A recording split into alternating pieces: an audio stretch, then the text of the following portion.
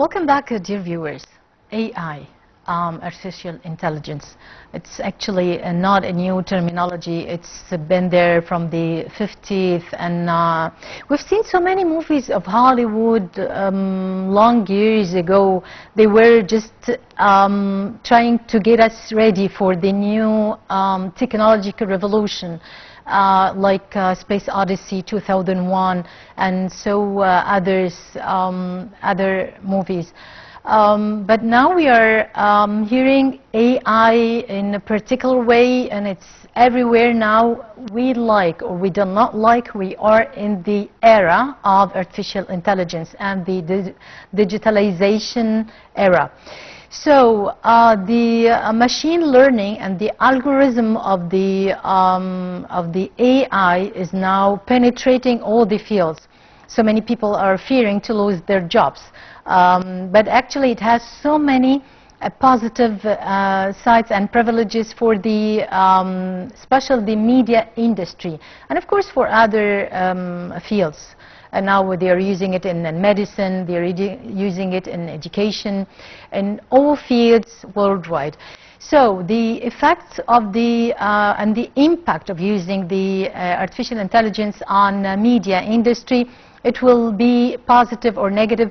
Of course, till now it's positive. That well, we're going to find out, and we're going to shed more light on this with our studio guest today. We are honored to be here, Professor Dr. Mohamed and Nashar, Dean of College for Language and Communication. Professor Mohamed, it's very nice indeed to have you with us today. Good morning. Pleased to be with you. The fears of AI. Not before we talk about the fears. Let's talk first about the machine learning algorithm of the integrative AI of data analyzing, analyze of the audience and customers' desires, the content, the flow of the work, the positive side. Let's talk first about the positive side. Of course, well, as a media specialist, of course, I would say undoubtedly that such fears are groundless. If we talk groundless. about groundless, of course, they are baseless. No fears should be in our hearts, considering the digital media, the future of digital media, and even the current situation of the digital media is not only secure, but exceptionally promising for students and undergraduates and job seekers as well, particularly in Egypt, which is at the forefront of digital transformation in the region. So if we talk about the rapid development of technologies and digital media, coupled with the integration of digital tools among virtually all aspects of life, have fueled the proliferation of digital media and job seekers and job on the market. If we talk about another piece of evidence that shows that these fears are groundless, if we talk about the digital economy in general, digital economy is increasing by 50% regarding digital media, constituting about $30 billion increase. So if we talk about media professionals, of course it has a great added value, economical added value. In Egypt as well, digital media, the digital media field, this sector in particular, is constituting an increasingly vital component of our national GDP. If we talk about professionals, media professionals, and if we go to a report by the CAPMAS, the Egyptian Central Agency for Public Mobilization and Statistics, that showed that there is a 25 or 30% year-to-year increase in job offerings related to jobs like social media, digital strategists, content creators, social media managers, digital strategists as well, and many other jobs. There are more than 30. You're right, Doctor, but here there are some others who really fears the recent situation, the penetration of the artificial intelligence in all the media industries in Pacific. The fears are actually concentrating on, okay, for the time being we're still in the phase that we are preparing the machines and still in the machine learning phase. So that's why they're still in need of human power. But afterwards, the machine will be managed alone. So this are some of the fears. Again, How this is a baseless fear. The machine could never totally replace the human. The human is the designer of the machine. The machine is only a facilitator, and it will remain so. A great question is here, Yes. actually is popping up. May the student will actually come over the professor, I mean the machine, to control the human being in the future. In the future, yes, yes. they are fearing and working on this now in the States. Exactly. If the student gets to know, is equipped with more information, new information that his teacher did not get when he was at his age, of course he or she will be in full knowledge of new technologies that were not present and dominant in the past, but are dominant, prevalent in the present. So that's why I'm just reassuring our students and our graduates that they will find more jobs than before. It is not the opposite. It's not less jobs, it's more jobs, but more newly created jobs. Yeah. So 20 years ago, we did not talk about content curators or content creators or digital strategists. Yeah. Look at the advertising field, which is of course dominating the entire world. Now it's going from traditional advertising, which is related basically to TV and radio and print, towards digital media, further fueling the proliferation of digital media in general. Let's talk about Egypt, and we talk about 60%, according to statistics, 60% of the Egyptians have mobile services and so on. Smartphones, streaming services. Look at globally, if you go to Netflix, for example, about 230 million users for Netflix, only Netflix, which is one perhaps platform for streaming services. So this is and Netflix is not done by ghosts. It is operated by humans. Look at 230 million people, Netflix. We talk about now students can, the government itself, if we talk about the government and the initiatives made by the Egyptian government and even internationally towards fostering the digital media field. We talk about, in Egypt, for example, under the leadership of His Excellency President Abdel Fattah We talk about al-Sisi. Egypt Digital 2030. We talk Of about course. the data hub on the cloud computing. We talk about the new departments of the colleges for the AI special. Of course, we haven't such departments before. But recently there are so many departments in colleges and special colleges even for AI. Of course, firstly, if we talk about government initiatives under the leadership of President Abdel Fattah al-Sisi and the Prime Minister, Mustafa Madbouli, we talk about digital, like you said, Egypt Digital 2030, which has partnered with several universities, giving workshops, internships, and digital media technology, leading up to about 50,000 students have registered in such workshops. Look at the advancement and the leap in this particular field, and students learning, like you said, artificial intelligence, machine learning, digital media strategies, and content creation on the net. If we talk about something about digitalization in general, digitalization, of course, is predominant in the world, solidifying its place worldwide and nationally as well. So if we talk about the curriculum, if you go to universities and how universities are aligning their curricula to meet the international standards and to fulfill the needs of the digital media, look at the curricula now and how the descriptions of the courses themselves are aligning themselves with artificial intelligence, of course, the integration and what we call the interdisciplinarity between media and technology.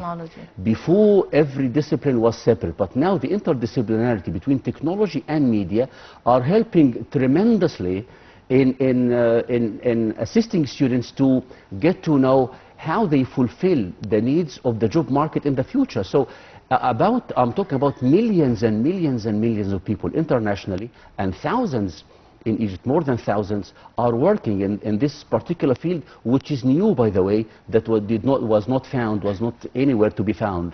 I'm talking about 20 years ago. So that's why I'm reasserting the fact that if there is fear that, for example, print journalism is a bit declining, on the other side of the picture, we have lots and lots, a huge number of jobs that are opening now new, that were not found before.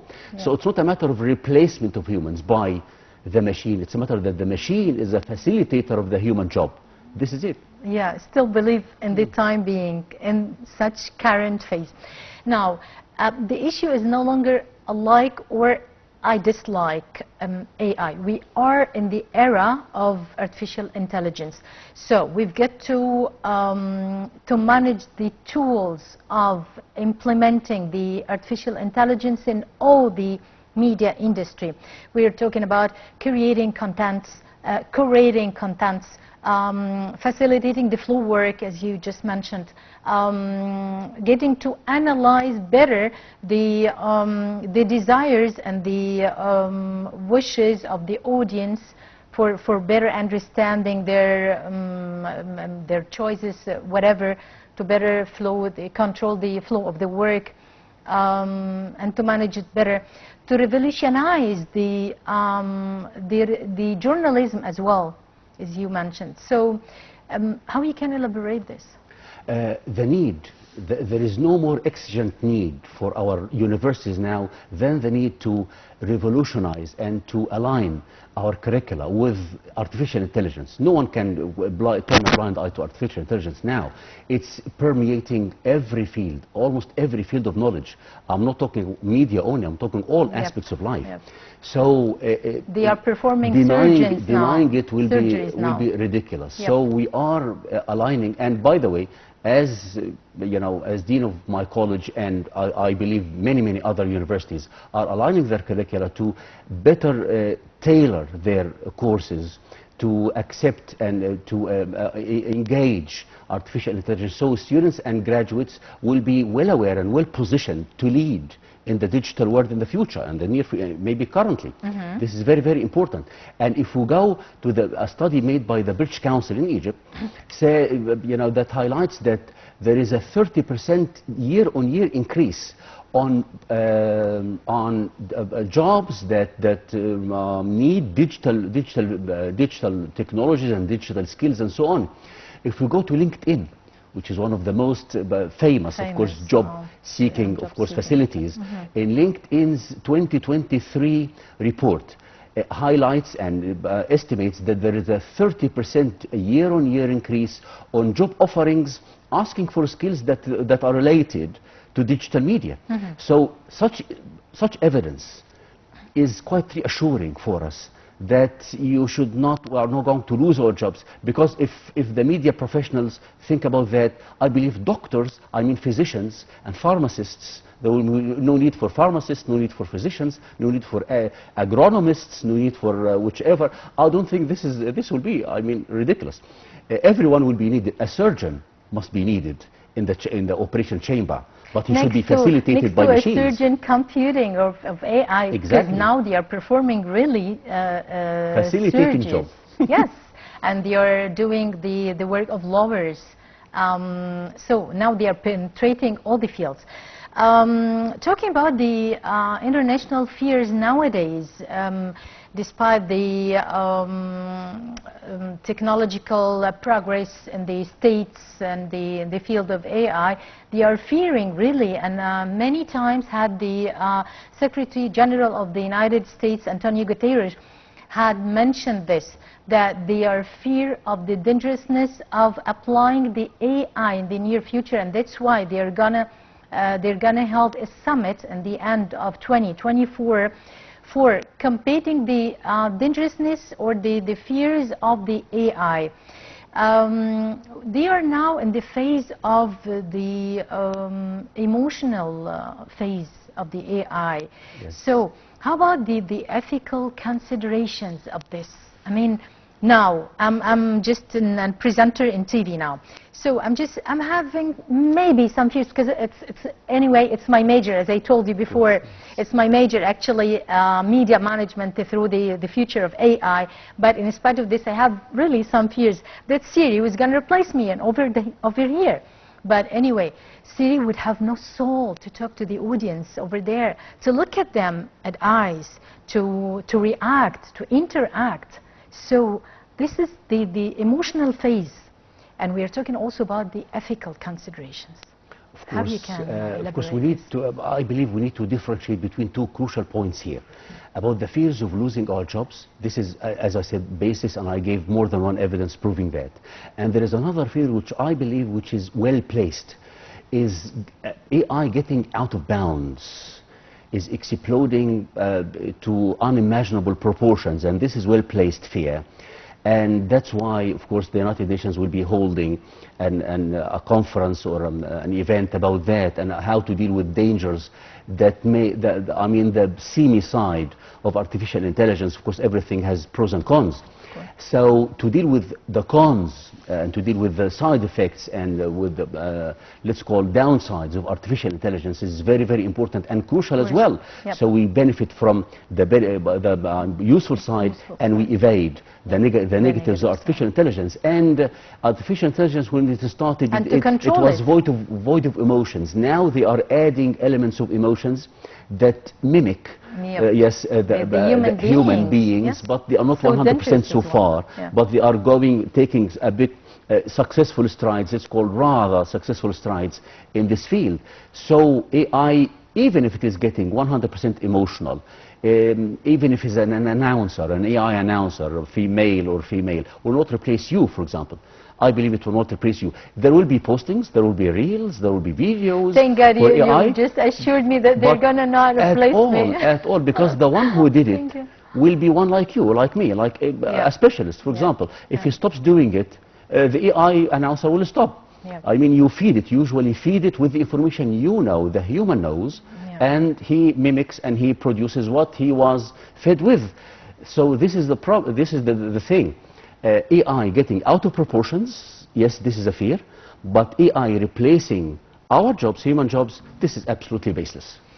And of course, I believe you keep telling your students, the faculty, if I'm not wrong, that they have to be really so clever and so special in that phase and in the next phase in the near future to keep up their place and their position for the near future as well, if they'd like to. I believe there will no place but for the clevers or the specials. Do you agree on this? Of course, I don't not only agree, but I apply that on the ground. So absolutely right. Students from the first year in our college, and hopefully in other colleges, are equipped with training, and both the theoretical side and the practical side as well. Right. The practical side will address all the newest forms of artificial intelligence, of digital media in general, with all its multifaceted fields in the studios, in everywhere in the multimedia, web designing, content curation, as I said, content creation, data analytics, data analysis, everything that the market needs. So the students, when he or she graduates, he is not shocked by skills he never learned in the college. But no, I know that. And we get some experts from outside who are specialized in artificial intelligence. Perhaps they are courses, academic courses for artificial intelligence in our college that combine and mix and blend media with artificial intelligence. And this is exactly what the government in general is doing, and our college is doing in particular. Professor Mohamed, what are other activities that you are performing or just providing the students at your esteemed college with to get to know the real face, the reality of the AI? Of course, in training we give mobile journalism. We give how they can, maybe, I'm not saying replacing studios, I'm saying mobile studios as well. How they maximize the use of their smartphones in let's call shooting an event and writing an event, and how to do more than one skill, because in the job market now it doesn't need one skill. No, it needs one person with several skills. So we know that. We are well aware of that. And we equip our students with all the information and data needed for them to be skillful on multifaceted levels, so they can satisfy and get tailored and equipped for the job industry. This is very, very important, of course, given, of course, the proliferation of internet. And talk about, I don't know why people are afraid. Talk about the internet penetration in Egypt. Yep. In Egypt, 60% but of not the about Egyptian the social population media, is using internet. The internet users, Yes. not about the social media users, yeah? Social media and, so of course, social media and internet are two tools of digital media in general, which Yep. is, of course, the general rubric for that is digital media. Yep. So how can we be afraid while one tool of digital media, which is internet, smartphones, which is fueling the proliferation of digital media? Yep. So I don't think there will be fear. We should be more reassured than our previous generation or our ancestors. Actually, we are at the era of AI, and we are coming more advanced. And the issue is, as I mentioned before, not like or dislike, but we are in, and we have to get equipped, well equipped to this, get ready to this, and to get all utilities for implementing the AI in all our life, and especially in the media industry. Professor Dr. Mohamed Nashar, Dean of College for Language and Communication, thanks a lot for being with us. It was a really great honor for being with us. Thank you so much. Thanks so much. And dear viewers, that was till now our breakfast show for today. Thank you for watching, and goodbye.